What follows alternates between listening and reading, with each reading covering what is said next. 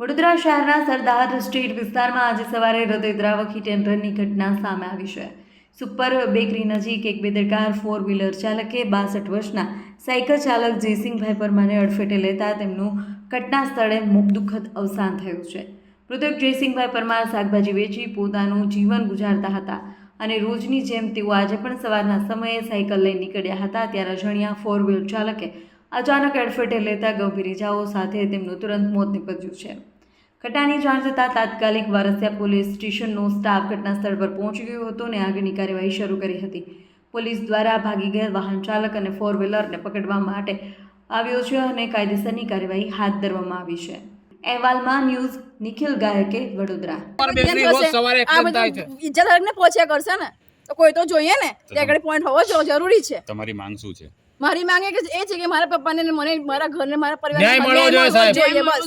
એ રૂપિયા વાળા ગમે તેવા હોય મારા ઘરને મને ન્યાય મળવો જોઈએ બસ. કેમ કે અમે લારી પર જીવીએ કાયમ છીએ. ખાતે પોલીસ સ્ટેશન અને પોલીસ વાળા સ્થાયી હોવા જોઈએ. જ્યાં સુધી કામ ચાલે છે, આ બ્રિજ નું કામ ચાલે છે ત્યાં સુધી પોલીસ વાળા 24 કલાક હોવા જોઈએ. જી બેન, શું થયું હતું? મારા પપ્પા 30 વર્ષથી સરપંચ ધંધો કરે છે. આ સુધી કશું નહીં થયું, ખરોચનું એક્સિડન્ટ કશું બી નહીં.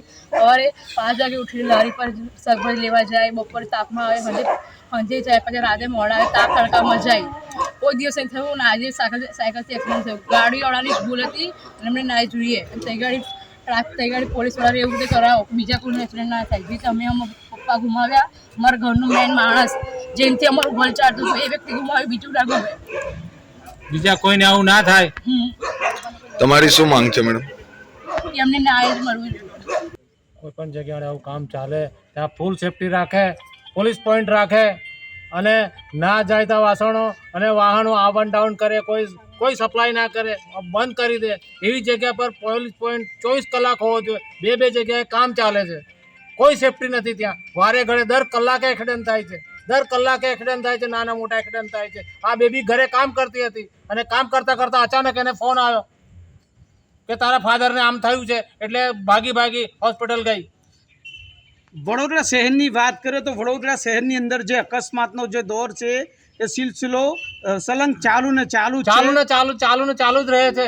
કોઈ એનું નામ નથી લેતું કે થંભવાનું, કોઈ આની માટે એક્શન લેવા માટે તૈયાર નથી અને એક્શન લેવા જાય છે તો દબાઈ દે છે માણસોને.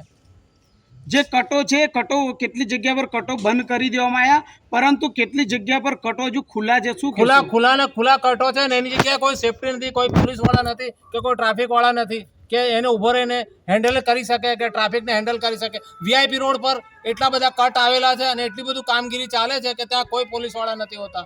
ખાલી ખોડિયારનગર 4 રસ્તા હોય છે પણ ખૂણામાં બેસી રહે છે. શું કરતા હતા કાકા જે મૃત્યુ પામ્યા? એ શાકભાજીની સામાન્ય લારી ચલાવતા હતા સાહેબ. ગાડી ચલાવતા હતા મારા પપ્પા. કેટલી ઉંમર હશે એમની? 62 વર્ષ ચાલે છે એમની. 62 વર્ષની. હા.